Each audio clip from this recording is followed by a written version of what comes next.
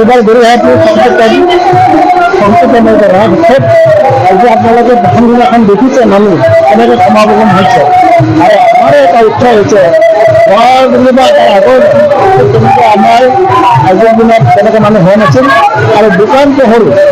আমাৰ আজিৰ দিনটোৰ পিছত হওক তেওঁলোকে ঘৰ দুৱাৰ বান্ধিছিল কিন্তু চাৰিদিন আগতে আমাৰ দোকান পোহৰ এটা আৰম্ভ হৈছে মানুহ অহা আৰম্ভ হৈছে আজিও গোটেই মানুহ সমাৱেশ এই সমাৱেশে আমাক উৎসাহ যোগাইছে আৰু আমি ভাবিছোঁ যে আমাৰ এই ভাৰতীয় যিটো ৰাস এই ভাৰতীয় ৰাসত যথেষ্ট মানুহ সমাগম হ'ব আৰু আমাৰ এই সমাগমটো আমি আমাৰ কাৰ্যকৰ্তা সকলক আমি সতৰ্ক ৰাখিছোঁ যে আপোনালোকে প্ৰত্যেকজন ছাত্ৰকে যাতে সুন্দৰভাৱে মানুহখিনিক যাতে এইকেইদিনত চলাই নিব পাৰে তাৰ কাৰণে আমি আশা কৰিছোঁ আৰু যাতায়াতৰ কাৰণে যিখিনি যান বাহন এই যান বাহনৰ কাৰণে য'ত ধৰণৰ পৰা যিখিনি যান বাহন আহিব তাৰ কাৰণে আমি তেনেকুৱা জেগাত ব্যৱস্থা কৰিছোঁ যাতে কোনো ধৰণৰ অসুবিধা নহয় জনসাধাৰণৰ তাৰ কাৰণে আমি তিনি জেগাত যান বাহনৰ ব্যৱস্থা কৰি দিছোঁ চাইকেল ষ্টেণ্ড বাইক ষ্টেণ্ড গাড়ী ঘোড়া ৰখাৰ কাৰণে ব্যৱস্থা কৰি দিছোঁ আমি ভাবিছোঁ এইবাৰ সুন্দৰভাৱে যাব আৰু ৰাইজে বহুত সঁহাৰি জনাইছে দল সংগঠনে সঁহাৰি জনাইছে আমি প্ৰশাসনৰ পৰা যথেষ্ট আমি সঁহাৰি পাম বুলি আশা কৰিছোঁ গতিকে আমি ৰাস এইবাৰ উলহ মালহেৰে পালন কৰিম আৰু বিশেষকৈ ৰাইজৰ এটা আমি সমাগমৰ কাৰণে এটা সুন্দৰ পৰিৱেশ লাগে এই পৰিৱেশৰ কাৰণে আমি মক্কা কোৱাৰ পৰা গোটেই ড্ৰাইভনৰ পৰা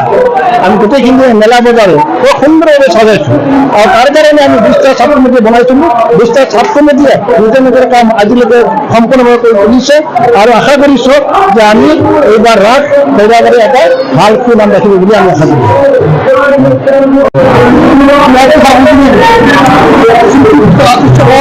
প্ৰথম দিন আমার পার্টি হল মৌসুমী বাগুলিয়া আলোচনা গ্রহণ করলে আর আমি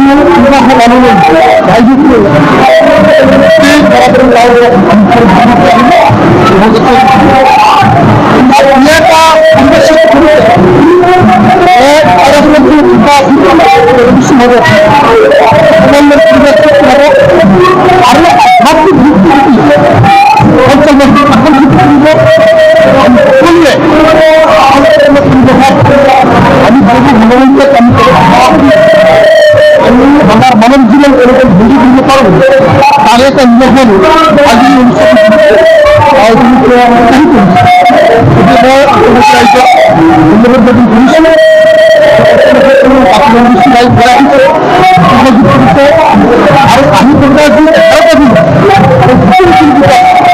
আমার কোনো রাজ্যর বিভিন্ন বিভাগর আৰু বৃহত্তৰ ভাৰত মধ্যে মুখ্যমন্ত্ৰী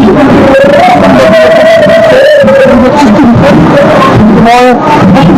ধন্যবাদ